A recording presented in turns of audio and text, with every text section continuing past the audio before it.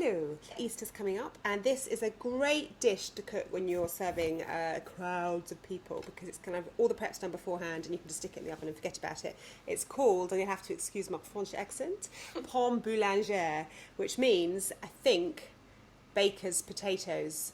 And in France, in the old days, when people didn't have ovens, and the baker was the only one in the village to have an oven, they used to take their dish and give it to the baker, and he would cook it for them. I've got lots of onions here. I don't know if you can see them, kind of cut fairly thinly into half moons. And then I'm going to do my rosemary. The quickest way to do rosemary is like that. All right, okay. And then just cut them into thirds, big handful. Cut them into thirds, and then wash them a bit in the pestle and mortar. So basically all you do is layer onions and potatoes. So I'm just going to cut my potatoes about the width of a pound coin. If you don't have pound coins, it's about that thick. And you just want me to press these around? Yeah.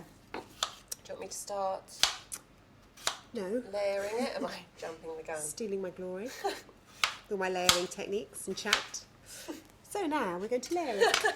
Yeah, now we're going to layer it. Starting off with the potatoes, I'm going to layer very simply, and then follow this layer with a layer of onions. You can do other things, I suppose. You could do maybe fennel or something, might be quite nice. This could be your bit. You can do the layer of rosemary. It's just sprinkling. So this is about a kilo of potatoes and 2 small onions. And actually what I would do with this dish is it takes about 50 minutes in the oven. So say your guests are coming, I don't know, at 1. I would put this in at 11:30. Then you know that it's going to be... I'll put it in about an hour and a half before you want to eat it. And then you know it's going to be 100% done. Because there's nothing worse than having that kind of granular, slightly undercooked potato. So you can cook it, cover it in foil, keep it on a hot plate if you've got one, or in the bottom of a very, very low oven. It actually reheats quite well as well. Now what I'm going to do is I've got 275 millilitres of chicken stock here. You could use lamb stock, beef stock, you could use vegetable stock. And I've got some milk, about 150 ml of milk.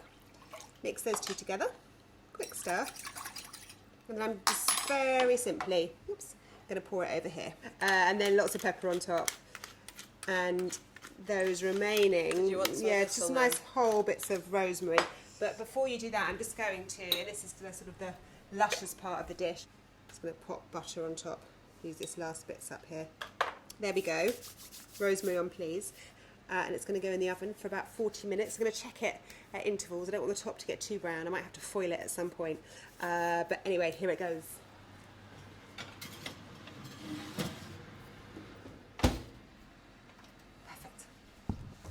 So that's the Pommes Boulangere. It's cooked. It took about an hour in the oven. Love that accent. Yes, well, you know, getting very better and continental. better, isn't it? It's great to go as a side with an Easter Sunday or something like that. Looks really yummy. All those layers of onions and very simple. You could put bacon in it. You could have it on its own. Actually, you could put cheese on top. You could do whatever. Should we share this plate? Yeah, lovely. I'm just going to dive in for a crispy bit. Okay. Yummy. It's really hot. What are you serving up this Easter Sunday? Do you do something special with your family? Big day? Or did you just sit at home on your own and gorge on chocolate? I know what I'm doing. I know what I prefer. Happy Easter. Bye. See you soon. Subscribe. We're sisters, and together we're Crumbs. We both like cooking, and we love food, and chocolate, and red wine.